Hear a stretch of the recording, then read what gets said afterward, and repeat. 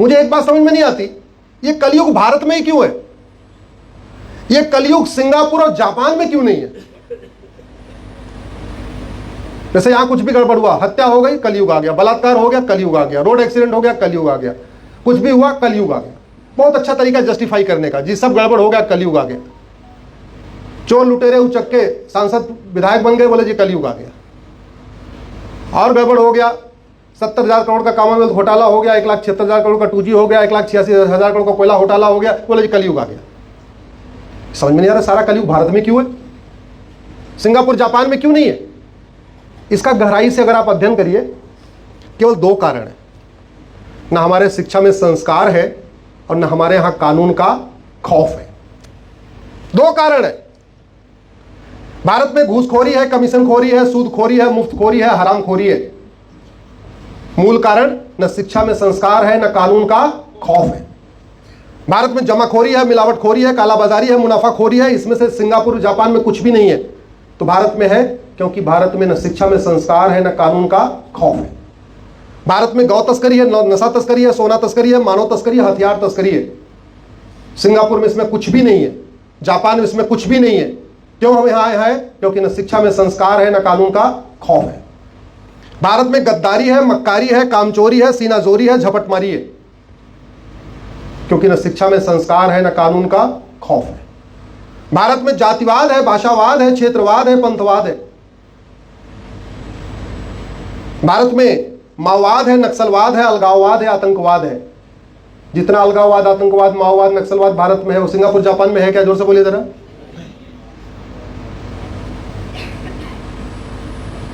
भारत में मजहबी उन्माद है, भारत में झूठ फरेब है, घटतौली है, नक्काली है, चोरी डकैती है, चीटिंग है, फ्रॉड है, फोर्जरी है, हवालाबाजी है, कबूतरबाजी है, पत्थरबाजी है, तोलाबाजी है, क्योंकि न शिक्षा में संस्कार है, न कानून का खौफ है।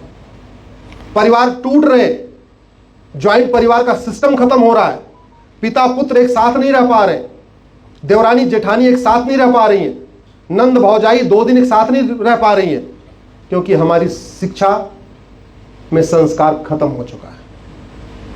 छोटी छोटी बात पे भाई भाई की हत्या कर रहा है, छोटी छोटी बात पे पिता पुत्र अपने पिता का अपमान कर रहा है, क्योंकि शिक्षा में संस्कार नहीं है। भारत की समस्याओं, भारत की 90% समस्याओं का 2 ही रूट काज है, न शिक्षा में संस्कार है, न कानून का खौफ है। अब सवाल यह है कि ये शिक्षा में संस्कार हमारे यहां तो बहुत था, अनगिनत उदाहरण। हमने तो एक श्रवण कुमार के बारे में पढ़ा, कम से कम 500 श्रवण कुमार के उदाहरण है हमारे पास। हमने ईमानदारी में केवल एक राजा हरिश्चंद्र को पढ़ा, कम से कम 500 राजा हरिश्चंद्र। पिता की आज्ञा पालन के मामले में हमने केवल एक एग्जाम्पल पढ़ा, भगवान श्री राम का पढ़ा, 500 से ज्यादा है। धर्म की स्थापना के मामले में हमने केवल रानी अहिल्याबाई के नाम सुना। ऐसे 100 से ज्यादा हमारी महान विदुषी में गार्गी है, मैत्रेयी है, रानी चिन्नप्पा है, ना रानी दुर्गावती है, रानी अहिल्याबाई होलकर है, एक से बढ़कर एक। पढ़ाया नहीं गया। गुलामी की सोच आप देखिए,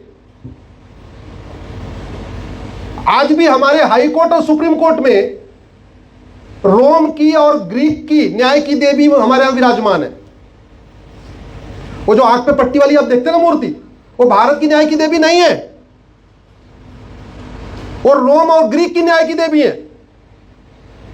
जस्टिसिया आप लोग गूगल कर लेना, द गॉडेज ऑफ जस्टिस बाद में कर लेना। हमारे पास रानी अहिल्याबाई होलकर जैसी न्याय की देवी हैं, जिन्होंने जुडिशियल सिस्टम शुरू किया, जस्टिस विद इन आवर।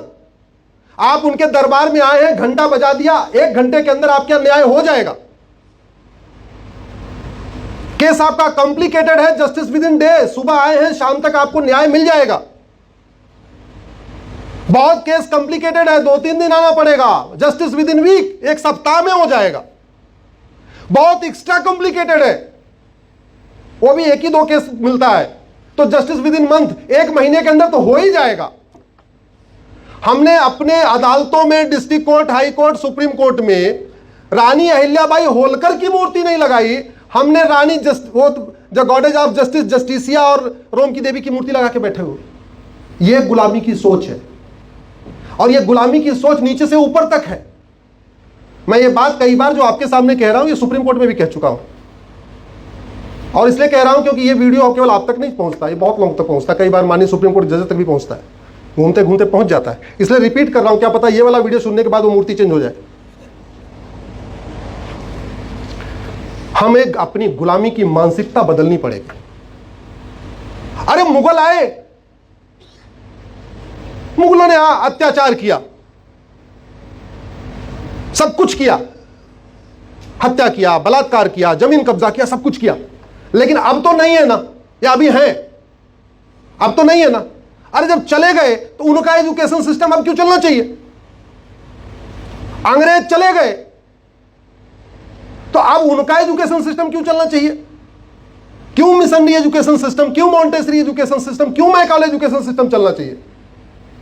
हमारा एजुकेशन सिस्टम जो दुनिया में सर्वोत्तम एजुकेशन सिस्टम है, जो समता, समानता, समरसता सिखाता है, एकता, अखंडता सिखाता है, संप्रभुता सिखाता है, हमें शारीरिक रूप से, नैतिक रूप से, आर्थिक रूप से हर तरीके से मजबूत करता है, हमें आत्मनिर्भर बनाता है, हम वो एजुकेशन सिस्टम लेने की बजाय मैकाले वाला पढ़ा रहे।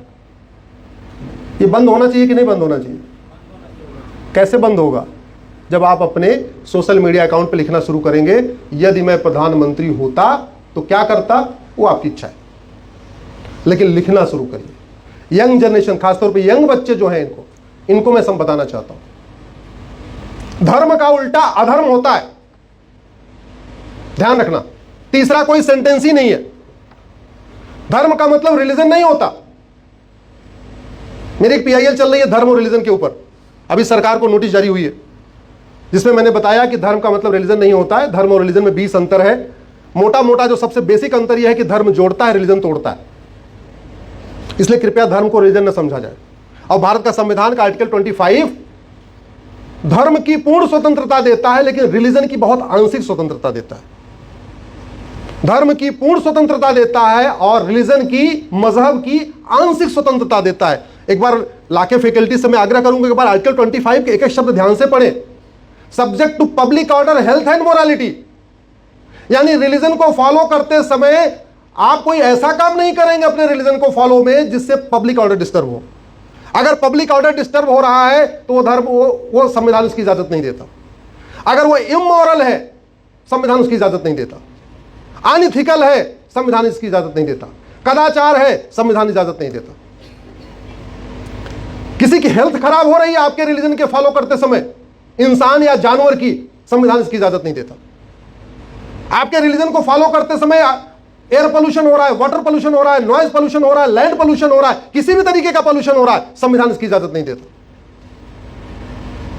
लेकिन हमें अंग्रेज बता के गए थे धर्म का मतलब रिलीजन, रिलीजन का मतलब धर्म। हम वही मान के आज तक बैठे हुए, हमने कभी सोचा नहीं धर्म तो अलग है, रिलीजन तो अलग है। दिक्कत क्यों लिया हुई? अंग्रेजी भाषा थोड़ी सी बहुत लिमिटेड भाषा है, शब्दों की बड़ी कमी है, कोई व्याकरण है नहीं अंग्रेजी में, रट्टा मार भाषा है वो। BUT का मतलब बट और PUT का मतलब पुट। एक बट हो गया, यू लगाते, दूसरा यू लगाते। CHE केमिस्ट्री और CHOPRA चोपड़ा। या तो वो कोपड़ा होना चाहिए और या तो ये केमिस्ट्री होनी चाहिए। ऐसा तो नहीं होगा ना कि इधर केमिस्ट्री का CH का मतलब CH और चोपड़ा के CH का मतलब क, ऐसे कैसे हो जाएगा? लेकिन वो लिमिटेड भाषा है, शब्द नहीं उनके पास, हमारे पास सबके लिए शब्द है। अच्छा, ये मम्मी, माताजी की बहन है तो मौसी, पिताजी की बहन है तो बुआ, सबके लिए शब्द है ना हमारे पास। उधर बुआ भी आंटी, मौसी भी आंटी, चाची भी आंटी, चाची की बहन भी आंटी, मौसी की बहन भी आंटी, मौसी की देवरानी जेठानी भी आंटी। इधर हमारे पास पिताजी का भाई है तो चाचा, माताजी का भाई है तो मामा, सबके लिए अलग शब्द है ना। उधर सारे अंकल, मामा, ये वो, मामा का दोस्त, सब अंकल। भाषा में उनके यहां भाई 26 वर्ड है ना, 26 लेटर है A to Z, उसका कॉम्बिनेशन परम्यूटेशन बनाएंगे तो कितने शब्द बनेंगे? हमारे पास अल्फाबेट A to Z, अ से लेके यरल अव तक टोटल 52 होते हैं, तो 26 का कॉम्बिनेशन परम्यूटेशन करेंगे और 52 का कॉम्बिनेशन परम्यूटेशन करेंगे तो हमारे पास 10 गुना ज्यादा शब्द है। इसलिए हमारे पास हर चीज के लिए एक शब्द है। इसलिए जो कंप्यूटर की प्रोग्रामिंग संस्कृत में की जा रही है, जो C++ की पूरी लैंग्वेज संस्कृत है, अंग्रेजी में नहीं हो रही हो, अंग्रेजी में हो जाए वो कंप्यूटर फेल हो जाएगा, वो समझ ही नहीं पाएगा अंकल का मतलब कि मामा है कि चाचा है कि फूफा है कि क्या है।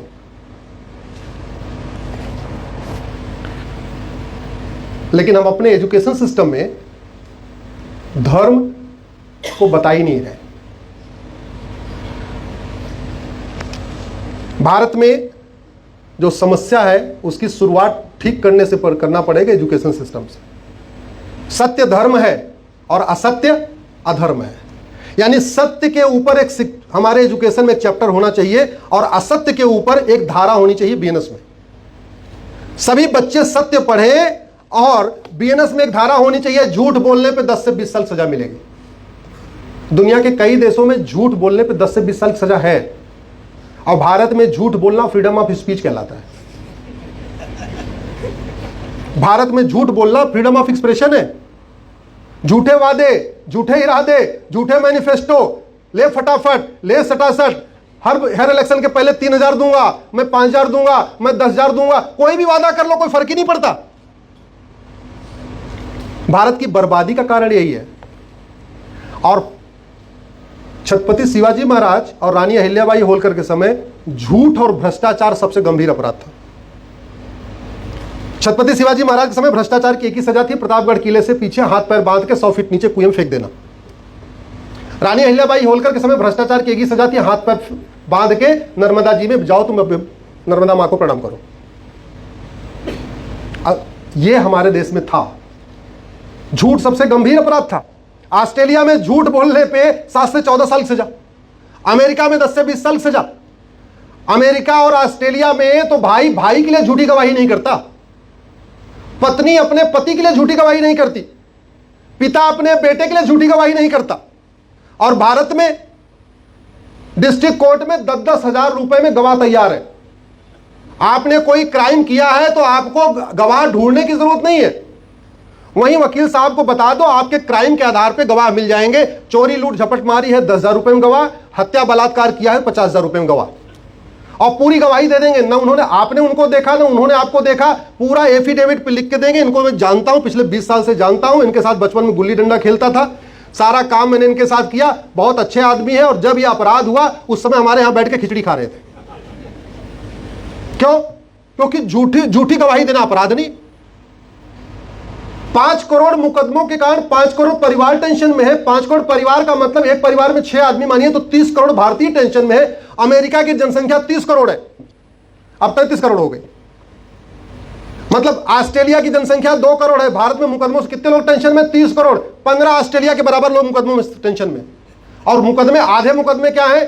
फर्जी एफआईआर, फर्जी जांच, फर्जी गवाही, फर्जी एफिडेविट, सारा फर्जी वाला। क्यों? क्योंकि फर्जी शिकायत करना अपराध नहीं, फर्जी जांच करना अपराध नहीं, फर्जी चार्जशीट फाइल करना अपराध नहीं, फर्जी गवाही देना अपराध नहीं, फर्जी वसीयत कराना गंभीर अपराध नहीं, फर्जी विरासत बनवाना गंभीर अपराध नहीं, फर्जी आधार बनवाना गंभीर अपराध नहीं, फर्जी राशन कार्ड बनवाना गंभीर अपराध नहीं, फर्जी बर्थ सर्टिफिकेट बनवाना गंभीर अपराध नहीं। कुछ भी फर्जी वाड़ा कर लो, कोई फर्क ही नहीं पड़ता। ये आपको मेरे हाथ में पेपर दिख रहा होगा, रायबरेली में पिछले 1 साल में 20,000 लोगों ने फर्जी डॉक्यूमेंट बनवा लिया, फर्जी बर्थ सर्टिफिकेट बनवा लिया। भारत में कुल 800 जिले हैं, 800 जिलों में से एक जिला रायबरेली, रायबरेली में एक जिले में, भारत के 800 जिलों में से एक जिले में 1 साल में कितने फर्जी बर्थ सर्टिफिकेट बन गए? 20,000। 800 जिलों में क्या हो रहा होगा, और सन 50 से लेकर आज तक कितने बने होंगे, कल्पना कर लीजिए। कभी आपने सुना सिंगापुर, जापान, अमेरिका में किसी ने फर्जी डॉक्यूमेंट बनवाया हो? जोर से बताइए जरा। कभी दुबई में आपने सुना किसी ने फर्जी डॉक्यूमेंट बनाया हो? अरब, कुवैत, बहरीन में बनाया हो? 20,000 डॉक्यूमेंट। यह भारत का खतरा है। इसके लिए आप लोगों को, भावी हमारे जो अधिवक्ता हैं, इसके लिए आपको अपना बुद्धि विवेक लगाना है। वकालत से पैसा खूब आता है, अच्छा केस करोगे तो भी पैसा कमाओगे, लेकिन भारत बदले, भारत विश्व सिरमौर बने, भारत विश्व गुरु बने, भारत में सतयुग आए, भारत में राम राज्य आए, भारत में भ्रष्टाचार अपराध खत्म हो, इसकी सबसे प्राइमरी ड्यूटी होती है अधिवक्ता और अध्यापक। मेरे सामने यहां या तो अधिवक्ता बैठे हैं या तो अध्यापक बैठे हैं। लगभग यहाँ 95% मुझे लगता है अधिवक्ता अध्यापक है। पूरा फ्रीडम मूवमेंट किसने लीड किया? अधिवक्ता अध्यापक। पूरी दुनिया में समाज को बदलने का काम किसने शुरू किया? अधिवक्ता अध्यापक। चाहे वो चाणक्य ले लीजिए, चाहे वो महात्मा गांधी ले लीजिए, चाहे XYZ, नेल्सन मंडेला से लेकर जगह जगह पूरी दुनिया में जो जो क्रांति हुई उनको आप उनका इतिहास पढ़ लीजिए।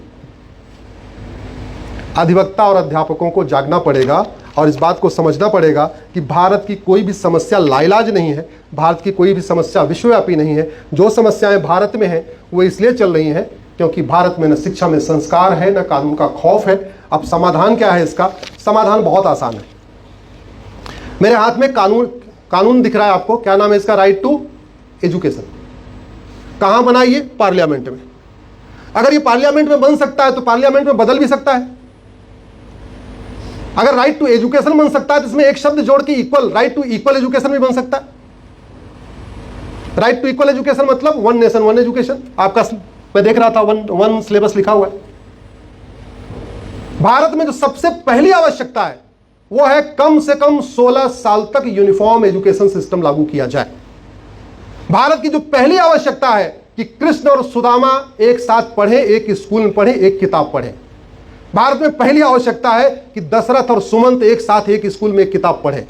भारत की पहली आवश्यकता है कि मंत्री की बेटे की किताब और संतरी की बेटे की किताब एक हो।